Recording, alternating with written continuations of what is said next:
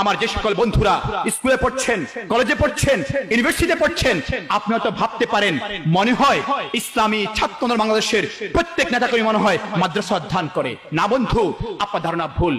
আমি যে আপনাদের সামনে কথা বলছি, নট ফর সিঙ্গেল ডে, আমি একদের মাদ্রাসায় পড়ি নাই, কিন্তু ইসলামী ছাত্র আন্দোলনের বাংলাদেশের প্রত্যেক নেতাকর্মী নবী আদর্শকে ধারণ করে বলেই এখানে সবাইকে একরকম মনে হয়। প্রিয় বন্ধুরা আমার, আজকে আমরা দেখছি যারা ইউনিভার্সিটি পড়ছে, কলেজে পড়ছে, স্কুলে পড়ছে, এদের মধ্যে স্কিল আছে, দক্ষতা আছে, কিন্তু এদের মাঝে নৈতিকতার অভাব রয়েছে।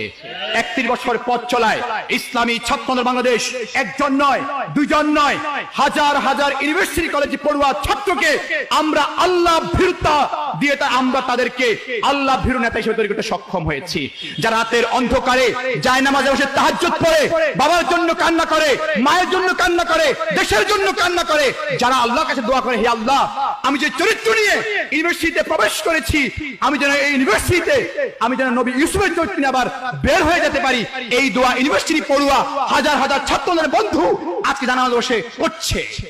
ইসলামী ছাত্র বাংলাদেশ একজন নয়, এরকম হাজার হাজার ইউনিভার্সিটি পড়ুয়া ছাত্র আমরা তৈরি করতে সক্ষম হয়েছি, যারা দেশের 1 টাকা চুরি করতে রাজি নয়, যারা আল্লাহকে ভয় পায়।